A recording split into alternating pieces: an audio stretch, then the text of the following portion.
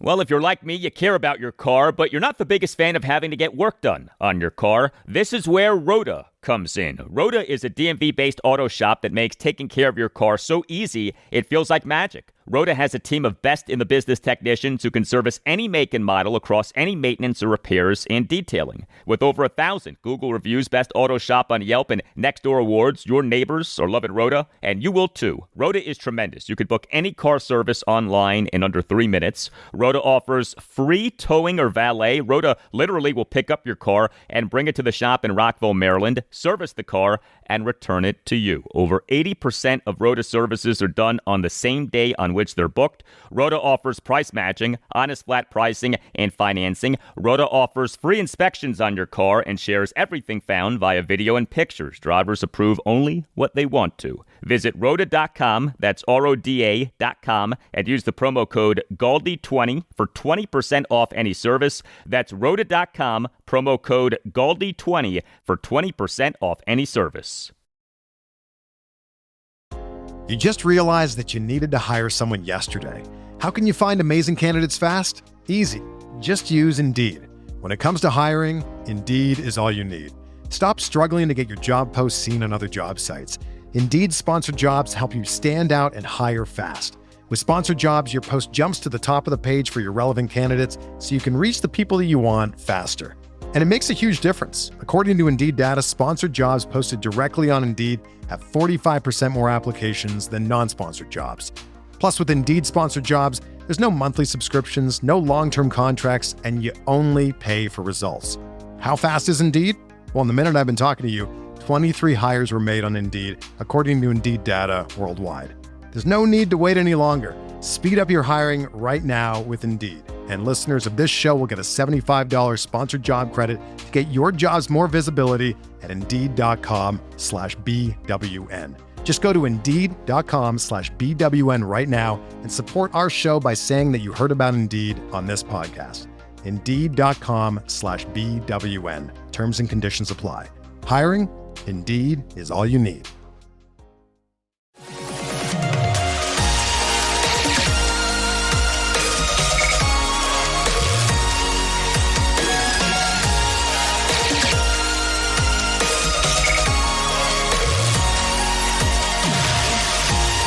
And away we go. Episode 1153 of the Al Galdi podcast. It is Thursday, September 11th, 2025. It, of course, is the 24th anniversary of the single worst day in the history of this country. We remember and pray for all of the victims and their families. The Redskins' first game after 9/11 was a game at the Green Bay Packers, a 37-0 loss at the Packers on Monday Night Football on September 24th, 2001. We hope that what happens for Washington on Thursday night is a much different result. This is a Washington Commanders game day. Commanders at the Green Bay Packers on Thursday Night Football at 8:15. A massive opportunity for the Commanders, a chance to be 2-0 just 5 days into the team's 2025 regular season. But this is a heavyweight matchup. Each team is viewed as one of the best teams in the NFC. We on ESPN's Get Up on Wednesday morning had this exchange with host Mike Greenberg and ESPN NFL analysts Dominique Foxworth and Jeff Saturday. Dominique Foxworth, as many of you know, former NFL cornerback, a product of the University of Maryland, played for the Terrapins for the 2001 through 2004 seasons, went to high school at Western Tech in Catonsville, Maryland. Anyway, here you go.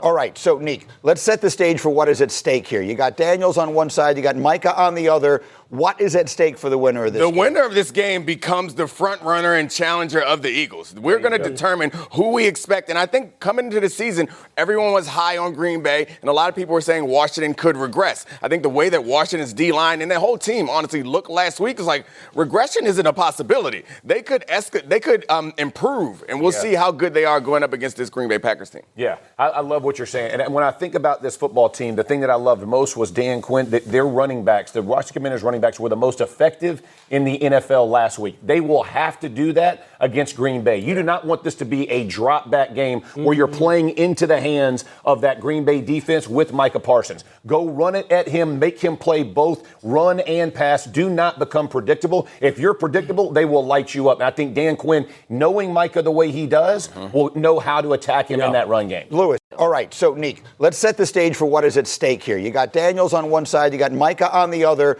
What is at stake for the winner of this game? The winner of this game becomes the front runner and challenger of the Eagles. We're going to determine who we expect. And I think coming into the season, everyone was high on Green Bay, and a lot of people were saying Washington could regress. I think the way that Washington's D-line and their whole team honestly looked last week is like regression isn't a possibility. They could improve, and we'll see how good they are going up against this Green Bay Packers team. Yeah, I love what you're saying. And when I think about this football team, the thing that I loved most was Dan Quinn. Their running backs, the Washington Commanders running backs, were the most effective in the NFL last week. They will have to do that against Green Bay. You do not want this to be a drop-back game where you're playing into the hands of that Green Bay defense with Micah Parsons. Go run it at him, make him play both run and pass. Do not become predictable. If you're predictable, they will light you up. And I think Dan Quinn, knowing Micah the way he does, will know how to attack him in that run game. Yeah, man, big game on Thursday night. Commanders at the Packers. Hello and welcome to this Thursday installment of the Al Galdi podcast. The Commanders' final injury report for this game has injury designations for just two players. A punter, Tress Way, questionable due to his back. Edge defender Dietrich Wise Jr., questionable due to a knee. Now, the Commanders on Wednesday morning announced having signed punter Mitch Wishnowsky to the practice squad and having released tight end Lawrence Cager from the practice squad. But the signing of this guy, Wishnowsky, seems to be precautionary. It is sounding like Way will play. During Commanders head coach Dan Quinn's post-practice press conference on Wednesday afternoon, had this exchange between Commanders insider John Keim of ESPN and Quinn. Tress Way, what's his status? You guys signed a punter. What's it look like for him? What's So the concern is lower for us now, but like most things, just try to always protect the team and make the decisions. He hit the ball well today, so we signed Mitch, and on a short week, just the right decision to go that way. But we expecting Tress to do well. All right, and hopefully Tress Way does do well. The Packers' final injury report for this game lists two players as being out. Both are backups, cornerback Bo Melton and edge defender Bretton Cox Jr. 5 Packers players are questionable. Edge defender Micah Parsons, cornerback Nate Hobbs, safety Zane Anderson, right tackle Zach Tom, and left guard Aaron Banks. Yeah, that Packers offensive line is banged up. Next segment, a deep dive on what the Commanders are facing in the Packers, as we'll speak with Andy Herman. He is the owner and host of the Pack-A-Day podcast, a very popular Green Bay Packers podcast. Andy will give us intel on the Packers, including whether the 2025 Packers on paper are the best Packers team of Matt LaFleur's time as Packers head coach, what was especially good about the Packers defense in the team's regular season opening 27-13 win over the Detroit Lions, how edge defender Micah Parsons is doing with the Packers, why the Packers trade for Parsons was the right move for the team, aspects of the Packers defense that the Commanders potentially could exploit, important nuance about how Packers quarterback Jordan Love did in that win over the Lions, who the Packers' best skill position player is, and what to make of that Packers offensive line. And then after that, rhyming keys for a Commanders win at the Packers. My keys to a Commanders win in rhyming fashion, and I'll give you my prediction for the game. And also on the show, I'll talk Nationals and Orioles. The Nats' 4-game winning streak ended with an 8-3 loss at the Miami Marlins on Wednesday evening in a game in which the Nats blew a 3-0 6-inning lead. But there is good news on Nats starting pitcher MacKenzie Gore. The O's won for the 8th time in 10 games, and each of the team's last 4 wins now has been a walk-off win, a 2-1 10-inning walk-off win over the Pittsburgh Pirates at Oriole Park at Camden Yards on Wednesday evening in a game in which the O's overcame a 1-0 8th-inning deficit. Before we go any further, so the idea with this podcast is to talk about Washington, D.C. area sports. I presume that you listen to this podcast to hear conversation about D.C. area sports, and so my mission is to give you that conversation in an entertaining and informative way. But we, of course, are aware of things that happen outside of sports. I just mentioned the 24th anniversary of 9/11. Wednesday was a horrendous day. with the murder of Charlie Kirk and the shooting at Evergreen High School in Colorado. I wanted to at least acknowledge these things, but I assume that you are listening to this podcast not for conversation about those things, but for conversation about D.C. area sports, perhaps as a distraction from those things. And so let us distract. You can hit me up on X at Al Galdi. You can email me, the Al Galdi podcast at yahoo.com. Email from Doug Wilson on the Commanders' 21-6 win over the New York Giants at Northwest Stadium this past Sunday afternoon. Writes Doug, "Hey Galdi, is it just me, or is this team excruciating to watch? We absolutely dominate the game in the trenches, and it's 14-6 halfway through the fourth quarter. It should have been 36 at that point. I want to really enjoy these games, but man, does this team make it hard on itself and us. Still thankful for the team, the quarterback, and the organization, but let's get things tightened up in the coming weeks. That's what Super Bowl contenders do. Thanks as always for what you do, and hail to the Redskins." Thank you for the email, Doug. Man, it's one game, Doug. Look at how spoiled we have become. Look at how entitled we have become, complaining about the nature of a 15-point win over a division rival. This, as I've been saying this week, is a telltale sign of how far our team has come, that we are dissatisfied with a 15-point win over a division rival. But Doug, of course, is right. The Commanders do have plenty to correct. Email from Redskins fan on what I, on Monday's show, episode 1150, said about Commanders receiver Terry McLaurin, who in the win over the Giants had 2 receptions for 27 yards on 4 targets and playing on 79% of the Commanders' offensive snaps. I don't think that McLaurin had some hideous game. I do, however, think that we need to accept that this is how it is with McLaurin. He occasionally has these low-target games. He has had these for years. There has been a tendency to blame others for these games, but at some point, there needs to be an acknowledgement that he, while a very good receiver, isn't necessarily a guy who commands 12, 14, 16 targets per game. That's not an insult. That's just a recognition of reality. Writes Redskins fan, "Hey Al, first I'd like to say that I'm glad the Commanders got a victory. I respect your thoughts and opinions, but want to respectfully ask these questions. How do you think Terry would do if they motioned him to make sure he got less coverage? Also, have you ever heard of wide receivers getting disinterested in games because those receivers are not being utilized properly? Don't think that that's Terry, but this is a possibility. Do you think he could get jet sweeps? Do you think he could get more screens to get involved? Do you think he could get more crossing routes to make it harder to get double and triple coverage? My thought is that the Commanders use him to be a deep threat because he's the only one who defenses truly fear. So if he doesn't go deep, the defense sucks up and shuts the rest of the offense down. Hopefully, next game he plays lights out, and like you said, he might have a big game." Thank you for the email, Redskins fan. Well, knowing what we know about how good offensive coordinator Cliff Kingsbury and quarterback Jaden Daniels are, I'm not going to revert to the default setting that has been used for years whenever Terry McLaurin has had a low target game. The default setting of it's the offensive coordinator's fault or it's the quarterback's fault. Again, I think that we need to accept that this is how it is with Terry McLaurin. He occasionally has these low target games. But what is also true is that he has a lot of high target, highly productive games. And I would not be surprised at all if he has one of those games at the Packers on Thursday night. Do you remember, by the way, the touchdown catch that McLaurin had against the Packers during his rookie season? December 8th, 2019, the Redskins lost at the Packers 2015. McLaurin had 4 receptions for 57 yards and a touchdown on 7 targets. In playing on 94% of the Skins' offensive snaps, he had a spectacular 13-yard touchdown reception with 1:17 left in the fourth quarter on a 2nd and 10 for the Skins at the Packers 13. Quarterback Dwayne Haskins had a 13-yard shotgun touchdown pass to McLaurin, who made a sensational leaping and spinning catch on which he, with his left arm, tipped and ultimately corralled the ball while spinning and falling onto the turf in the end zone. That catch, to this day, might be the best catch of McLaurin's career from a degree of difficulty standpoint.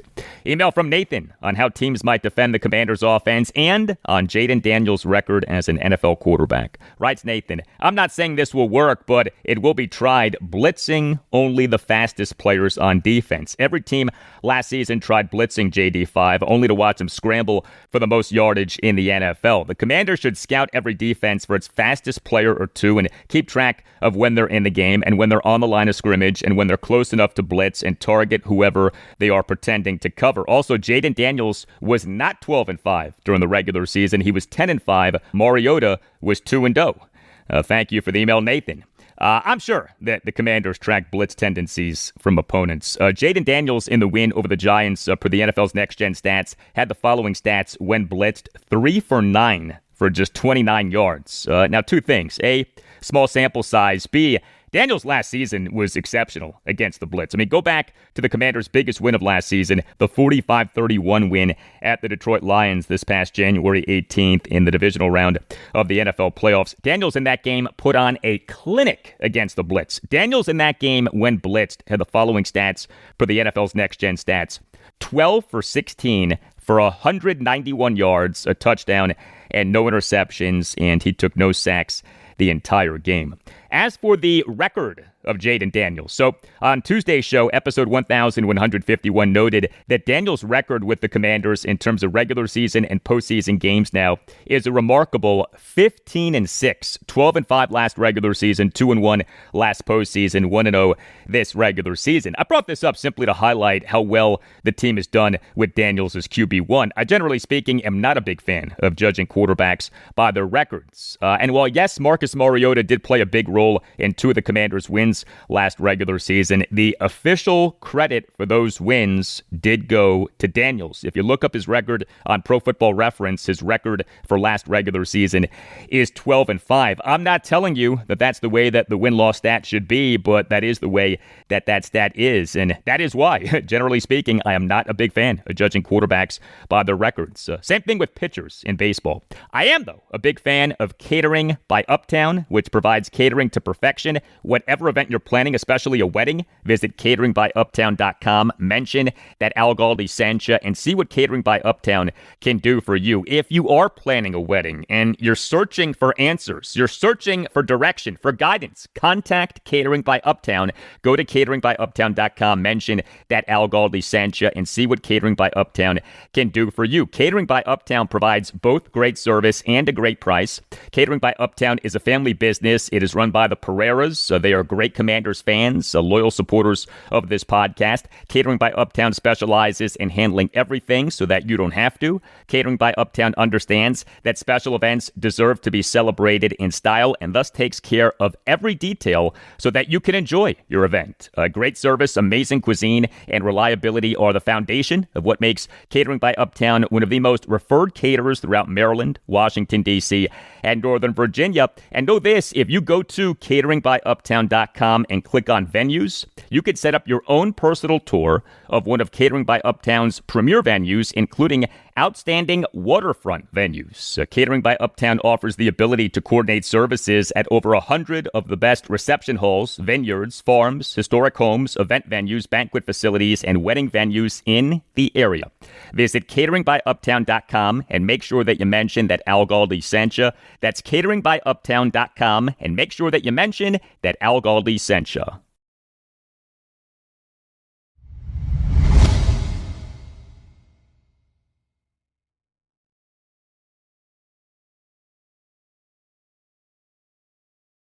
Hey, please consider subscribing to the podcast if you're not already doing that. Subscribing to the podcast costs nothing. Make sure that you never miss an episode and helps out the podcast a lot. And if you're already subscribing, thank you.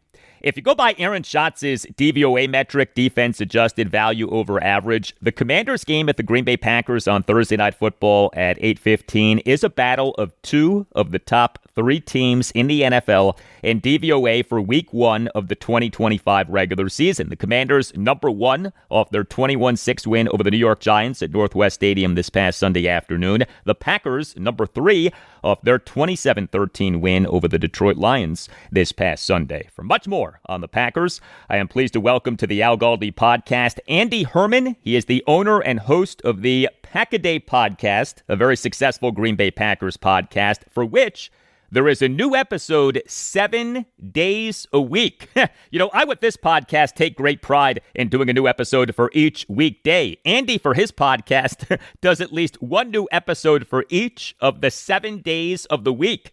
You can follow Andy on X at Andy Herman NFL. Hey, Andy, how are you?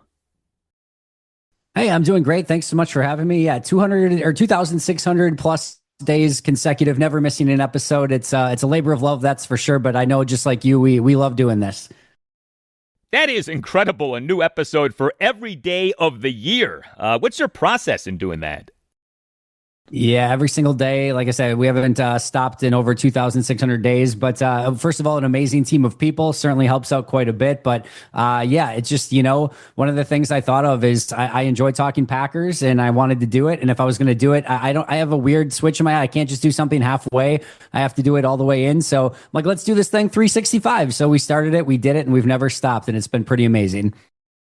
Awesome. Well, congrats on what you're doing. The Packers head coach is Matt LaFleur, who was the Redskins quarterbacks coach for the 2010 through 2013 seasons. He has been the Packers head coach since January 2019. His overall regular season record as Packers head coach is 68-33, a winning percentage of .673.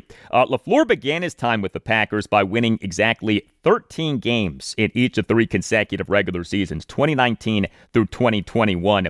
But the 2025 Packers, on paper, is this the best Packers team of the Matt LaFleur era? That's a really interesting question. I hadn't thought of it in those terms. I do think 2020 was a really impressive season, and I think they probably should have won it or at least been in that conversation. For those of you who don't follow it closely, David Bakhtiari tore his ACL right on the, basically the eve of the playoffs and really affected them. They lost to Tampa Bay and Tom Brady eventually at home during the COVID season where there was very few fans in the stadium. It was the NFC Championship at Lambeau Field. You had basically that 50-yard touchdown right before halftime. Aaron Jones fumbles in the second half, and ultimately the Buccaneers win that game and go on to win the Super Bowl. But that was a really, really talented team. I would put those two probably neck and neck right now, but I will say this.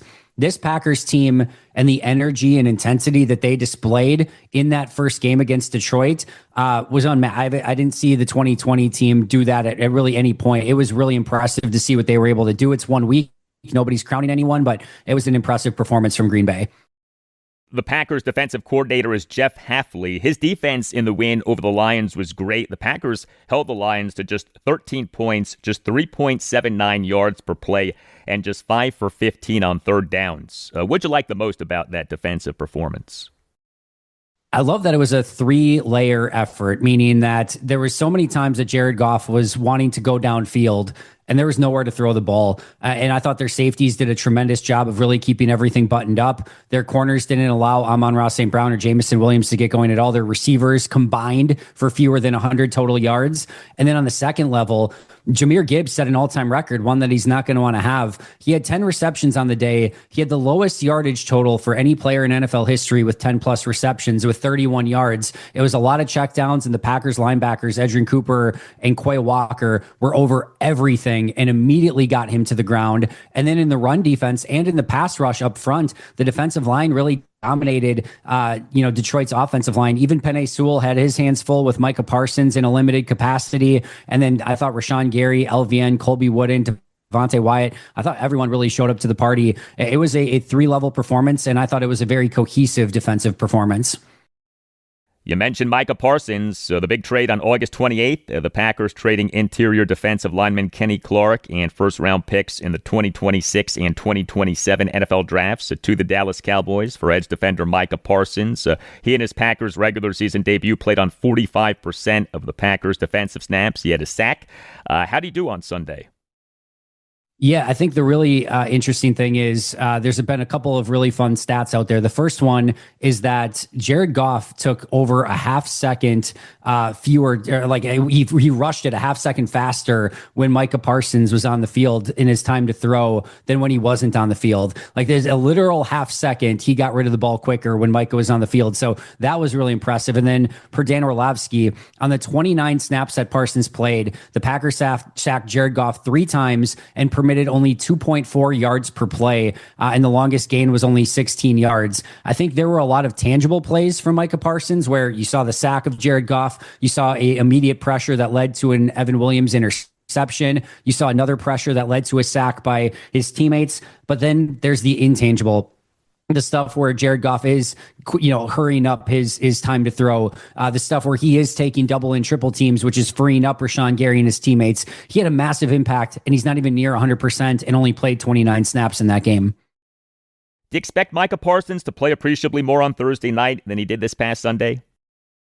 I would expect something similar right around that range. So Matt said in his post-game presser that they probably played him more than they wanted to, that they kind of wanted to keep it less than that, but it ended up being right around 29, 30 snaps. And so with the short rest and knowing that they already played him a little bit more in week one, my guess is just a little bit less. My guess would be about 25 snaps, maybe right around that range in this one. There's a lot to the Packers having traded for Micah Parsons. There's the fact that he is an elite edge defender. There's what the Packers gave up in the trade. There's the Packers having signed him to a mega money contract extension. There are the concerns about the back of Parsons. There is the reporting that he was not especially well liked by Cowboys players. What is the Andy Herman take on the Packers having traded for Parsons? Yeah, it seems like the right player for the right time for the right reasons. This is a team that's gone to the playoffs in back-to-back years as the youngest team in football. And I think the thing with Micah is Brian has been, I wouldn't say allergic, but he hasn't made a deal like this. He's got some big free agents, Xavier McKinney, Josh Jacobs, Zadarius Smith in the past, but nothing quite to this extent where he's willing to give up 2 first-round picks plus the biggest defensive contract in all football plus Kenny Clark.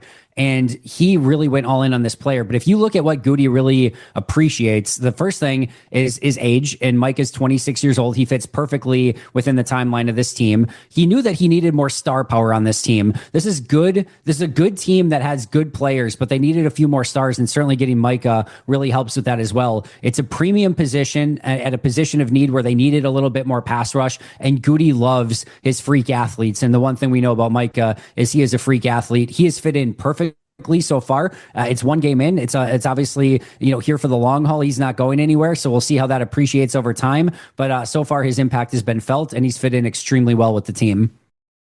What are the biggest concerns with the Packers defense? What are some things that the Commanders potentially could exploit on Thursday night? Yeah, I think the first thing is their depth on the defensive line is just a little bit thin, especially on the interior. You trade away Kenny Clark, which we talked about, and also TJ Slayton goes to Cincinnati in the offseason. And the replacements for those two are a 6th-round pick, Warren Brinson from Georgia, and an undrafted free agent, Nasir Stackhouse from Georgia. And so you're really asking Devontae Wyatt, Colby Wooden, and Carl Brooks to step up pretty significantly. Brinson was inactive the first game, and Stackhouse played a total of, I think, 8 or 9 snaps. So you had basically 3 defensive tackles who were rotating in the entire time. You did have LVN kick in a little bit as well. But I think a little bit of the depth and just kind of the overall concerns of like those guys can hold up. They did a really great job against Detroit, so that's worth noting. And then I think the secondary, Nate Hobbs is a big player for you guys to keep an eye on this week. Hobbs did not play week 1. He is expected to be one of the starting corners for this team that plays a significant amount of snaps, a big free agent signing for Green Bay. Without him, it's very thin in the secondary. Bo Melton also went out, who changed from wide receiver to corner this offseason. He may not play. So the secondary is thin. You've got Carrington Valentine and Keyshawn Nixon. And if you've got a Terry McLaurin and a Deebo Samuel, I think there's some opportunities to take advantage of some mismatches there. Much more with Andy Herman in moments, but if you are a Commanders fan, check out bgobsession.com, an outstanding site for Commanders conversation. BG Obsession, or BGO, has been going strong since 2009. No politics, just friendly and passionate discussion about the Commanders and more. Great contests, game day chats, and camaraderie. Both old school and new school fans of the team are welcome. Visit and join BGO at bgobsession.com. bgobsession.com, home to your burgundy and gold obsession. We're talking Commanders at the Packers on Thursday Night Football with Andy Herman, owner and host of the Pack-A-Day podcast, a terrific Green Bay Packers podcast. The Packers offensive coordinator is Adam Stenavich. The Packers QB1, of course, is Jordan Love. He in the win over the Lions had a total QBR per ESPN of 92.1. That is outstanding. But his overall grade for the game per Pro Football Focus was a more modest 76.3. How did Love do this past Sunday? Yeah, really interesting performance. So we'll talk about the negative first. There's 4 plays. There's 2 plays back to back in the middle of the third quarter where he basically throws interceptions. The first one, inexplicably, he throws right to a linebacker. I think he was just trying to throw the ball away, but didn't really get didn't get out of his hand the right way and goes right to Alex Anzalone, and Anzalone just drops it. And then the next play throws a pick six. Now, Brian Branch made a ridiculous play on the ball, but there were two penalties on the play, both on the Lions, that didn't specifically affect the play, but two interceptable passes there that in the middle of a game where they were, it really could have changed the outcome. Those are ones that, Jordan every once in a while will get a little bit loose with it, and he needs to take better care of the football. So there's those opportunities there. He also missed two throws, one on a deep corner to Tucker Kraft that he had open, another one where it was a RPO to Jaden Reed that he threw behind him. And then outside of that, had basically a flawless performance. It was like literally perfect the rest of the game, but had two misses and two potential interceptions. The box score looks great because, two incompletions don't hurt you, and the interceptions didn't eventually count or didn't happen. But I think there's a couple plays there that he'd like to have back. And if you're Washington, you see Jordan, there might be one or two that you might have the opportunity to pick off. And if you get that opportunity, you better take advantage of it because it may not happen again. The Packers took Jordan Love with the number 26 overall pick in the 2020 NFL Draft out of Utah State. This is his third season as the Packers QB1. He has done quite well. Do you see him as a Super Bowl championship caliber quarterback? Yeah, I think the only remaining question is just the consistency, and kind of what we just talked about is, can he avoid a couple of those plays throughout the course of the game? The arm talent is there, the high-end plays. I mean, he threw a couple. There was another incompletion that, Jaden Reed had an opportunity to get. There's nowhere to go on the field. I mean, there's just and on that particular play, the Lions had everything covered up, and he ends up throwing a deep ball to Jaden Reed and puts it in a place where only Reed can get it, and Reed, quite frankly, should have come up with it, and it ends up incomplete. But some of the arm talent stuff and some of the throws that he can make are absolutely elite. And I do think that he has the ability to be a Super Bowl winning quarterback with this team, but he just has to answer those consistency questions. And can he do it through the course of a 17 game season plus playoffs? Because in year one, we saw an epic performance in the second half of the year. And then in year two, as a starter, we saw so much of an injured Jordan Love. It was really difficult to gauge exactly who he was. I think this is going to be really the bar setter for Jordan Love moving forward of who he is as a quarterback. And I think we're going to find out more about him than we have so far in his third year as a starter and sixth year in the league. Who is the Packers' best skill position player? Josh Jacobs is certainly still, to me, that player. And then Tucker Kraft is an ascending player who had a touchdown this past week. And I think they're going to continue to get him involved in a variety of different ways. And then after that, as you look at the wide receivers, I think you're going to continue to see a very similar breakdown that we saw. If you're a fantasy player and you've got a Green Bay Packers wide receiver, you're not going to love it, but you saw the leading receiver was Jaden Reed with 3 catches. Romeo Doubs had the most yards with 68, but only had 2 receptions. Wicks catches 2, Kraft catches 2, Golden catches 2. Then Jacob Musgrave, Brooks Fitzpatrick, Savion Williams all catch 1. He only completed 16 passes. He went to 10 different players on those 16 passes. It is going to be, wide receiver and playmaker by committee, but Josh Jacobs is going to get a big opportunity in the run game. Tucker Kraft, I think, still going to be heavily involved as the tight end, but wide receiver is definitely going to spread around a little bit more. How good is the Packers' offensive line? Yeah, I thought they were really, really impressive in pass protection in week 1 and struggled a little bit in run blocking. So I think that's been their MO for a few years now, really probably since that 2020 team when they had Corey Linsley and Bakhtiari and those guys, is from pass pro standpoint, they really hold up well, and it's really difficult to get home on them. But run blocking, don't really have a ton of people movers up there. They try to get they got Aaron Banks in the offseason. Still not sure he's exactly what they're looking for from a people mover standpoint, but really tough to get to Jordan, but you can definitely clog some things up for Josh Jacobs. And that's, I think, the opportunity there is to get into some second and third and long. So maybe if you've got some pressure packages or things like that, you can get to Green Bay's offensive line. Also worth noting, Zach Tom and Aaron Banks, 2 of their starters, both would not have practiced yesterday. Both left Sunday's game against Detroit with injuries, did not return in that game. So there are 2 potential starters on that line, including their best one in Zach Tom, that could be missing for this game. Matt LaFleur has made the playoffs in 5 of his first 6 seasons as Packers head coach. His postseason record as Packers head coach is 3-5. What do you think about LaFleur? Yeah, he's done a really nice job so far. In the NFL, you're judged on playoff performance, and that's the thing that's missing from his resume right now. He certainly has a couple playoff wins under his resume, but hasn't been able to make that sustained run. He obviously got to that NFC Championship game that we talked about earlier, but has not been able to get to or certainly win a Super Bowl. That's the next step for Matt. From a regular season standpoint, his win totals, the ability to transition from Aaron to Jordan and do it incredibly seamlessly, and regardless of the situation, youngest team in football for now the third consecutive year. They just keep winning. I think all of that has been really, really impressive. And now it's just, can you get the results in the playoffs that you're looking for? If he gets a Super Bowl win, we'll immediately be talking about him as one of the top 3 or 4 coaches in the league, no question. If not, that asterisk is always going to hang over him of like, can you ultimately win the big one?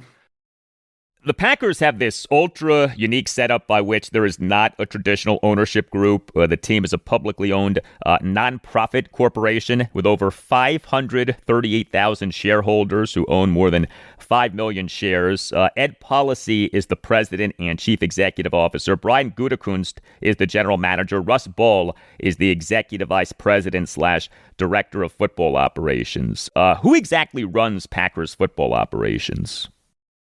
Yeah, no, it's definitely Brian who runs the personnel. So if you kind of look at it, like, so Ed Policy is sort of the president CEO type. And then he basically has 3 people who report into him that are on kind of equal levels. He probably has more than that, but the 3 main ones, Goody, who obviously does the GMing, Russ Ball, who does the salary cap, and then Matt LaFleur, who does the coaching. So they're all technically on equal levels, but they all play their specific part. So Russ Ball has as much say from a salary cap standpoint as Brian does as a GM, as Matt does as a head coach. It's an interesting sort of structure. It's worked well for them. That's the structure that is carrying over from Mark Murphy. Remember, Ed Policy just took over right before the start of the season. As of yet, as far as we know, he has not made any changes with that situation. But that's the way that they've gone about it since the Mark Murphy administration.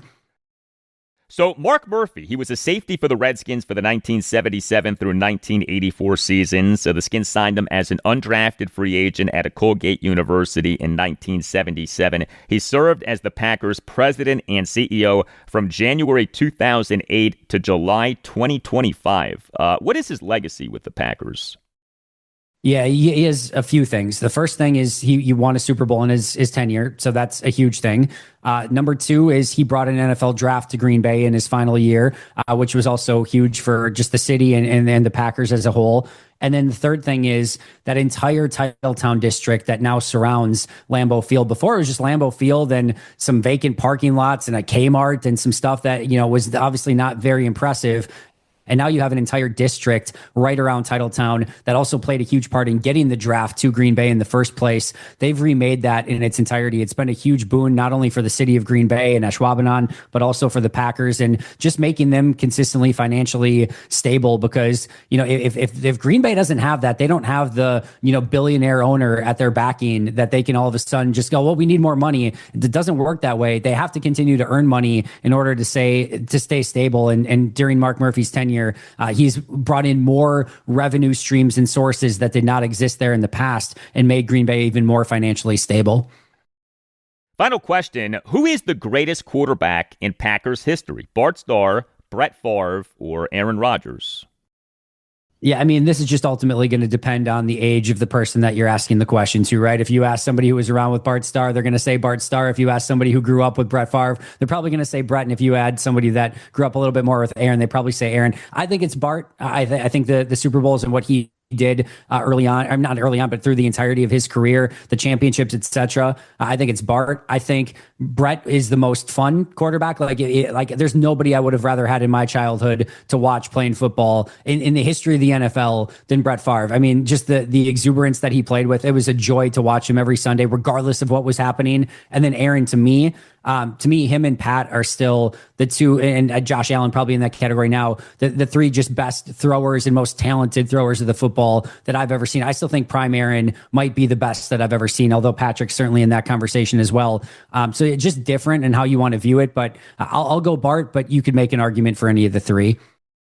Excellent. Andy Herman, owner and host of the Pack-A-Day podcast. Andy, thanks. All the best. Hey, appreciate it a ton. I'll talk to you again maybe next time we play each other. All right, football season is underway. Summer grilling season may be winding down, but fall grilling season is coming. Now is the perfect time to get yourself or someone who you care about Omaha Steaks. And here is a great deal for listeners of the Al Galdi podcast. Visit omahasteaks.com for 50% off site-wide during Omaha Steaks' Red Hot Sale event. And for an extra $35 off, use the promo code Al Galdi at checkout. Omaha Steaks food is outstanding. Steaks, chicken, hamburgers, hot dogs, delicious desserts. All of it is so good. We just had the beef sirloin tips for the first time. Amazing. To all of my fellow meatheads trying to pack on muscle, get your protein from Omaha Steaks. There's no risk. Every bite is backed by a 100% guarantee, and you're supporting one of this country's great companies. Omaha Steaks is a family-owned company that has been America's original butcher since 1917. Treat yourself and your family or someone who you care about to Omaha Steaks and take advantage of the great deal for listeners of the Al Galdi podcast. Visit omahasteaks.com for 50% off site-wide during Omaha Steaks' Red Hot Sale event, and for an extra $35 off, use the promo code Al Galdi at checkout. That's 50% off at omahasteaks.com and an extra $35 off with the promo code Al Galdi at checkout. See site for details. You just realized that you needed to hire someone yesterday. How can you find amazing candidates fast? Easy. Just use Indeed. When it comes to hiring, Indeed is all you need. Stop struggling to get your job posts seen on other job sites. Indeed sponsored jobs help you stand out and hire fast. With sponsored jobs, your post jumps to the top of the page for your relevant candidates so you can reach the people that you want faster. And it makes a huge difference. According to Indeed data, sponsored jobs posted directly on Indeed have 45% more applications than non-sponsored jobs. Plus, with Indeed sponsored jobs, there's no monthly subscriptions, no long-term contracts, and you only pay for results. How fast is Indeed? Well, in the minute I've been talking to you, 23 hires were made on Indeed, according to Indeed data worldwide. There's no need to wait any longer. Speed up your hiring right now with Indeed. And listeners of this show will get a $75 sponsored job credit to get your jobs more visibility at Indeed.com/BWN. Just go to Indeed.com/BWN right now and support our show by saying that you heard about Indeed on this podcast. Indeed.com/BWN. Terms and conditions apply. Hiring? Indeed is all you need. Listen, life's all about leveling up. Whether you're handling business on the field or kicking it in your zone, you like to celebrate with cigars that match the moment. That's why you should link up with Famous Cigars to bring you a wild deal. Right now, you can grab 8 premium cigars for just $8. You heard that right. 8 top-rated cigars at $1 a stick. Top quality brands like Oliva, Romeo y Julieta, and Davidoff. Handpicked just for you and worth over $80. Hit up famouscigars.com/cam and lock in this exclusive deal. While you're there, check out their insane selection of premium cigars, all shipped fresh and fast from their massive 20,000 square foot humidor. That's half a football field. Famous Cigars has been in the game since 1939 and still family owned. So celebrate every win with the folks at Famous. 8 cigars for $8. famouscigars.com/cam.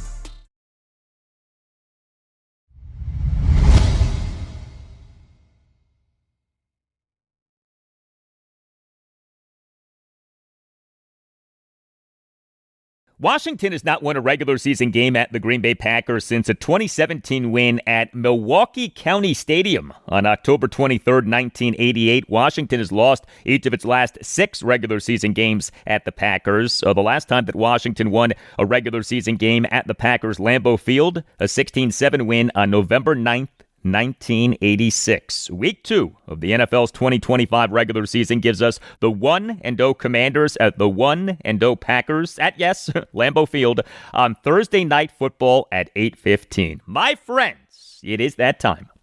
The time to rhyme. It is time for Rhyming Keys. My keys to a Commanders win in rhyming fashion. These rhymes, they are not meant to be good. And trust me, they are not good. They are quite bad, in fact. They are only meant to make a few points. And in fact, I have a saying for this segment, indeed a rhyme for this segment. The saying is counterintuitive, but trust me, the saying is true. The worse the rhyme, the better the time. And so let's have a good time. Here we go. Hardcore analysis combined with scheduled fun. Rhyming keys for Commanders at the Packers. How do the Commanders win this game? We now rhyme the ways. Rhyming key number 1. This is for Commanders offensive coordinator Cliff Kingsbury and Commanders quarterback Jaden Daniels. Be wise against the disguise. The Packers defense, especially on third downs, is big on disguising what it's doing.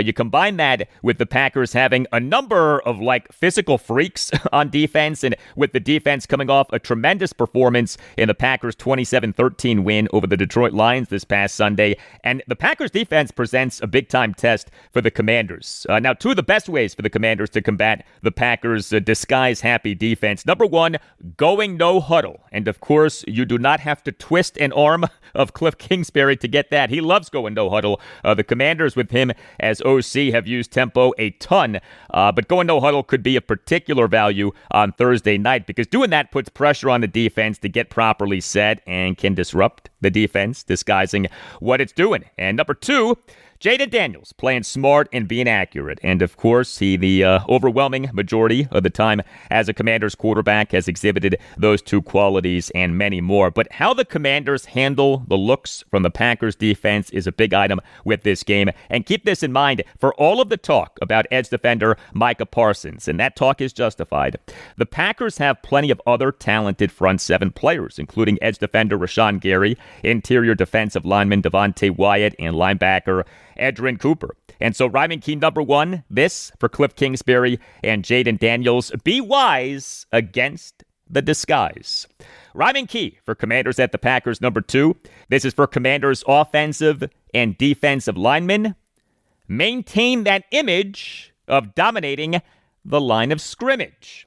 The Commanders' offensive and defensive lines were good in the 21-6 win over the New York Giants at Northwest Stadium this past Sunday afternoon, especially the defensive line, which was dominant. There were some nits to pick with the offensive line, but the defensive line was tremendous. The Lions continuing to play well would go a long way toward the Commanders winning this game on Thursday night. The Commanders starting 4 defensive linemen last Sunday afternoon. Interior defensive linemen Daron Payne and Javon Kinlaw, and edge defenders Dietrich Wise Jr. and Dorrance Armstrong. All 4 were impressive. We have not talked much about Armstrong.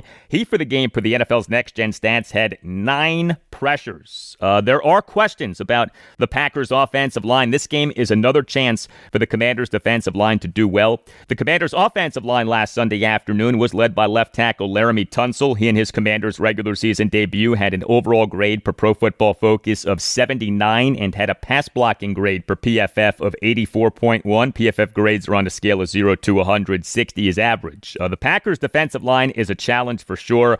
A significant storyline is right tackle Josh Connerly Jr. He had a mixed NFL regular season debut. Commanders head coach Dan Quinn admitted to this during his day after the game press conference this past Monday afternoon. The team certainly would like for Connerly to be better on Thursday night. Rhyming key number 2, this for Commanders' offensive and defensive linemen. Maintain that image of dominating the line of scrimmage. And rhyming key for Commanders at the Packers number 3. This is for the Commanders kicker, Matt Gay. Outdo that guy Brandon, who the Commanders had to abandon.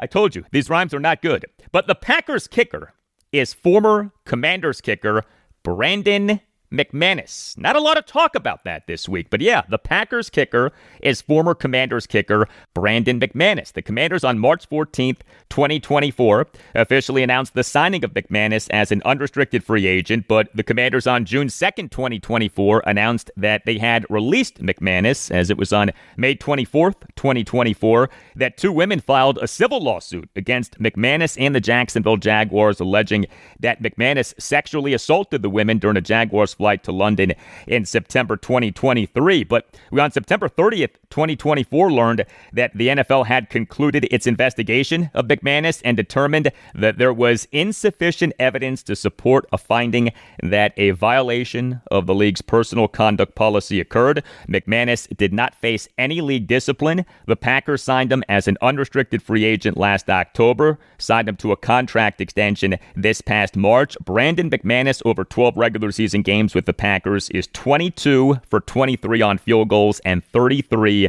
for 33 on extra points. Not bad. Matt Gay, he in the win over the Giants, did not attempt a field goal. He went 3 for 3 on extra points. He had an uneven 2025 preseason. Will he come through if called upon on Thursday night? Matt Gay versus Brandon McManus. Don't overlook that. Rhyming key number 3, this for Matt Gay. Outdo that guy Brandon, who the Commanders had to abandon.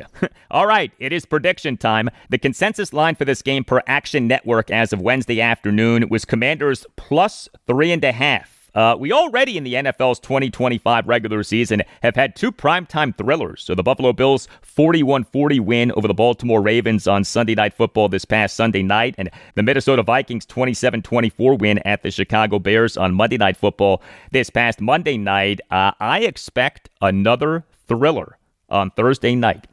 I am taking the Commanders plus the 3.5. Final score, Commanders 24, Packers 21. In overtime, Matt Gay, a walk-off 45-yard field goal late night on Thursday night. Hey, if you are a Commanders fan and you are on Instagram, make sure that you're following WSH on the Daily. The handle is at WSH on the Daily.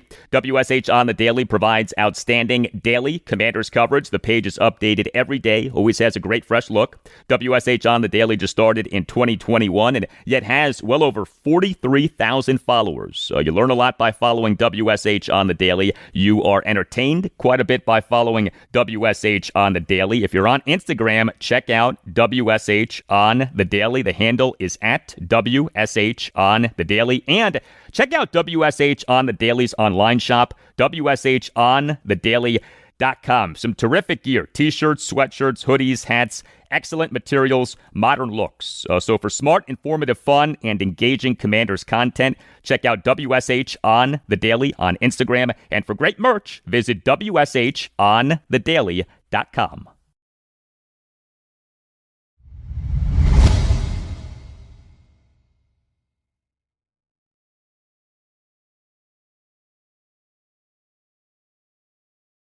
Well, very good Nationals news. Starting pitcher MacKenzie Gore is coming off the 15-day injured list on Thursday and will be the Nats starting pitcher for their game at the Miami Marlins on Thursday evening at 6:40. Now, the game, unfortunately, is going head-to-head with the Commanders game at the Green Bay Packers on Thursday Night Football at 8:15, but this is not a direct head-to-head matchup, but the Nats game starts 95 minutes before the Commanders game starts, so if you are a combo Nats-Commanders fan, you could take in plenty of both games. But this is good news with MacKenzie Gore. The Nats on August 30th announced having play score on the 15-day injured list, retroactive to August 27th due to left shoulder inflammation. Thursday is the first day he can come off the 15-day injured list, and sure enough, he is coming off that 15-day injured list. So, contrary to fears, his season is not done.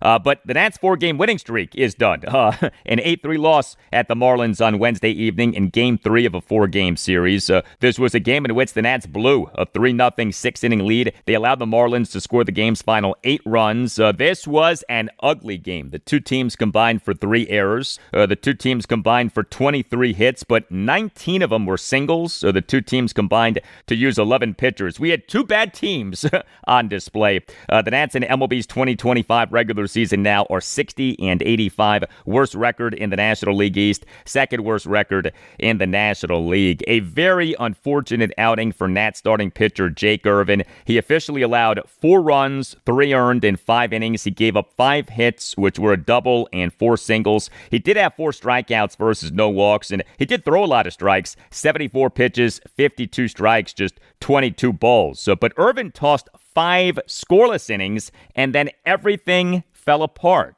He allowed 4 runs, 3 earned in the bottom of the 6th, during which shortstop C.J. Abrams committed a fielding error and right fielder Dylan Cruz committed a fielding error. Also during that bottom of the 6th was Nats interim manager Miguel Cairo getting ejected.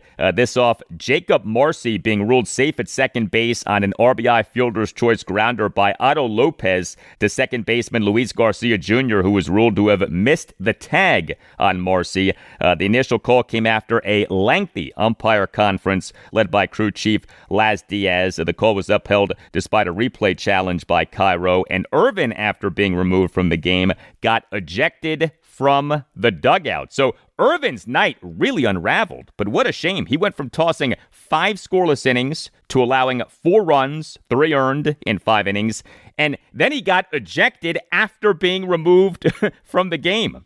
Also, the Nats relief pitching in this 8-3 loss at the Marlins on Wednesday evening was not good. 5 Nats relievers officially combined to allow 4 runs in 3 innings. P.J. Poulin officially tossed a third of a scoreless inning, but he and the Marlins 4-run 6 faced 3 batters and got just 1 out as he, over the first 2 batters he faced, gave up back-to-back RBI singles. Clayton Beeter tossed 2/3 of a perfect inning. He and the Marlins 4-run 6 faced 2 batters and got 2 outs. Connor Pilkington officially allowed 1 run in a third of an inning. He and the Marlins 1-run 7th faced 3 batters and got just 1 out as he gave up back-to-back 1-out singles. Jackson Rutledge officially allowed 3 runs in 1 1/3 innings. He, to the first batter he faced, gave up a 1-out RBI single by Otto Lopez up the middle for a 5-3 Marlins lead in the bottom of the 7th. And Rutledge, in the bottom of the 8th, gave up a 2-out 3-run homer by Xavier Edwards to right field for an 8-3 Marlins lead. And Mason Thompson faced 2 batters and got 1 out. The Nats in this 8-3 loss at the Marlins on Wednesday evening scored just 3 runs, despite totaling 10 hits and going 2 for 7 with runners in scoring position. But the 10 hits were a triple, a double, and 8 singles, and the Nats worked no walks and struck out 13 times. 3 of those strikeouts were by James Wood. He is the Nats starting DH and number 2 batter, went 1 for 4 with a single and 3 strikeouts, and he got caught in an attempted steal of second base. James Wood now for this regular season has an MLB leading 198 strikeouts. The Montreal Expos / Washington Nationals record for most strikeouts by a player in a regular season is 199 by Adam Dunn in 2010. Again, James Wood is at 198, 1 strikeout away from that record. Happier news for Dalen Lyle. He on Wednesday evening as the Nats starting left fielder and number 4 batter went 2 for 4 with an RBI triple and a single. Lyle in the Nats 2-run 6 had a 2-out first pitch RBI triple to right field for a 2-0 Nats lead. So he remains hot. Dalen Lyle now at the major league level this regular season, 290 plate appearances, OPS of 789, and a team best 9 triples. He has been a triple machine. Also on Wednesday evening, Luis Garcia Jr., he is the Nats starting second baseman and number 5 batter, went 2 for 4 with an RBI single and another single. Brady House, he is the Nats starting third baseman and number 7 batter, went 1 for 4 with a double. Hey, if you run your own business, here's a game changer. Square is an all-in-one business partner that makes your day-to-day easier. Think of Square as the business version of a Deebo Samuel or an Austin Eckler, an all-purpose weapon that can impact things in a variety of ways. So Square offers tools for every part of your business, from point-of-sale systems and payments to inventory and customer tools. Square brings everything together in one simple platform so you can stay organized, sell anywhere, and keep things moving. Square is easy to use. If you're not technology savvy, no problem. The software is incredibly straightforward and intuitive. You don't need special training. You could just set up Square and start taking payments quickly. Square is flexible. It adjusts to what you need. With Square, you choose the tools that you need and you use them when you want. No long-term contracts required. You could sell in person or online from one location or several. Square is built to move with you and adapt as your business grows. Square keeps up so you don't have to slow down. Get everything you need to run and grow your business without any long-term commitments. And here's a great deal. You can get up to $200 off Square hardware at square.com/go/Galdi. That's SQUARE.com/GO/GALDI. You can get up to $200 off Square hardware at square.com/go/Galdi. Run your business smarter with Square. Get started today. Well, if you're like me, you care about your car, but you're not the biggest fan of having to get work done on your car. This is where Rhoda comes in. Rhoda is a DMV-based auto shop that makes taking care of your car so easy, it feels like magic. Rhoda has a team of best-in-the-business technicians who can service any make and model across any maintenance or repairs and detailing. With over 1,000 Google reviews, Best Auto Shop on Yelp, and Nextdoor awards, your neighbors are loving Rhoda, and you will too. Rhoda is tremendous. You can book any car service online in under 3 minutes. Rhoda offers free towing or valet. Rhoda literally will pick up your car and bring it to the shop in Rockville, Maryland, service the car, and return it to you. Over 80% of Rhoda services are done on the same day on which they're booked. Rota offers price matching, honest flat pricing, and financing. Rota offers free inspections on your car and shares everything found via video and pictures. Drivers approve only what they want to. Visit Rota.com, that's RODA.com, and use the promo code GALDI20 for 20% off any service. That's Rota.com, promo code GALDI20 for 20% off any service. You just realized that you needed to hire someone yesterday. How can you find amazing candidates fast? Easy. Just use Indeed. When it comes to hiring, Indeed is all you need. Stop struggling to get your job posts seen on other job sites. Indeed-sponsored jobs help you stand out and hire fast. With sponsored jobs, your post jumps to the top of the page for your relevant candidates so you can reach the people that you want faster. And it makes a huge difference. According to Indeed data, sponsored jobs posted directly on Indeed have 45% more applications than non-sponsored jobs. Plus, with Indeed-sponsored jobs, there's no monthly subscriptions, no long-term contracts, and you only pay for results. How fast is Indeed? Well, in the minute I've been talking to you, 23 hires were made on Indeed, according to Indeed data worldwide. There's no need to wait any longer. Speed up your hiring right now with Indeed. And listeners of this show will get a $75 sponsored job credit to get your jobs more visibility at Indeed.com/BWN. Just go to Indeed.com/BWN right now and support our show by saying that you heard about Indeed on this podcast. Indeed.com/BWN. Terms and conditions apply. Hiring? Indeed is all you need.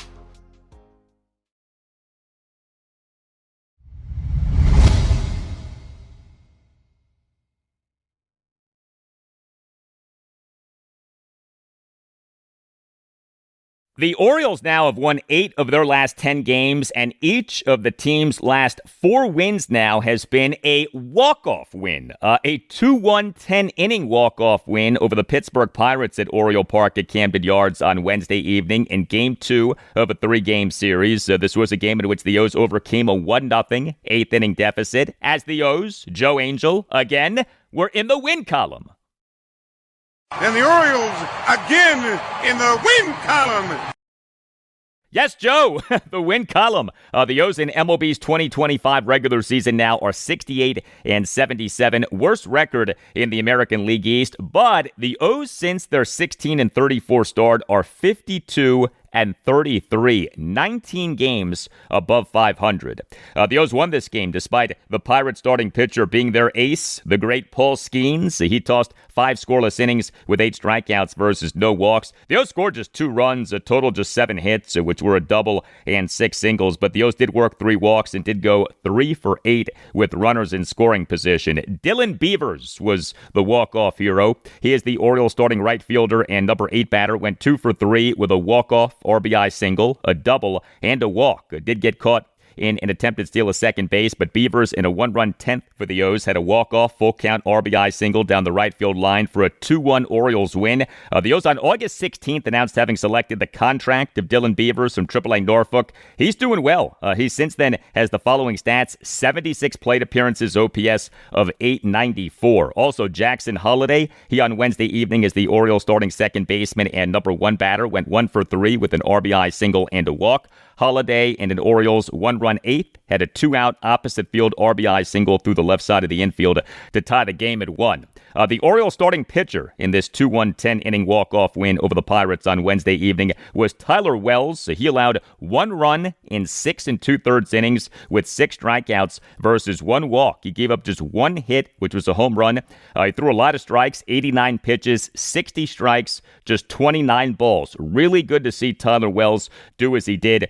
This was just his second start since the O's on September 2nd announced having returned Wells from his minor league rehab assignment and having reinstated him from the 60-day injured list. He had been on that since March 27th, retroactive to March 24th. This due to right elbow UCL surgery that he underwent in June 2024. Wells and the Orioles a 6-2 win at the San Diego Padres on September 2nd allowed 2 runs in 5 innings with 4 strikeouts versus no walks. So Wells, over 2 starts back at the major league level, has done well. And really good work by Orioles relievers in this 2-1 10-inning walk-off win over the Pirates on Wednesday evening. 4 Orioles relievers combined for 3 1/3 scoreless innings. Sean Dubin Dubin tossed 2/3 of a scoreless inning. He faced 4 batters and got 2 outs. Cade Stroud tossed 2/3 of a perfect inning. He in the top of the 8th faced 2 batters and got 2 outs. Rico Garcia tossed a scoreless and hitless top of the 9th. And Albert Suarez tossed a perfect top of the 10th. Game 3 for the O's against the Pirates at Oriole Park at Camden Yards Thursday afternoon at 1:05. Cade Povich will be the Orioles starting pitcher.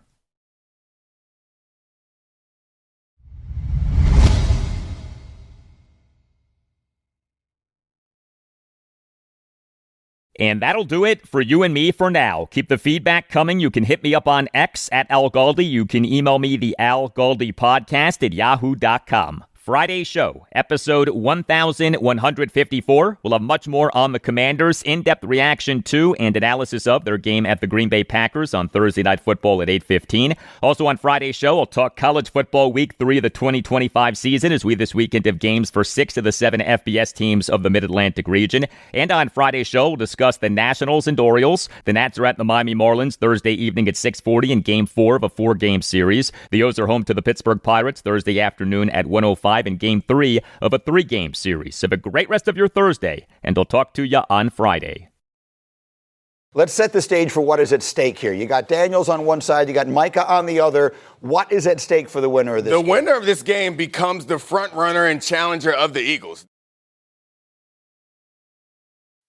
McCormick knows unbeatable flavor starts with the right spices. It's why we created Flavor Sealed. So anytime you peel back the seal of McCormick herbs and spices, you can be confident they will pack the same amount of flavor as the day they were packed. The kind of flavor that brings out the best of your favorite recipes and keeps everyone coming back for seconds, or maybe even thirds. McCormick, Flavor Sealed for unbeatable flavor.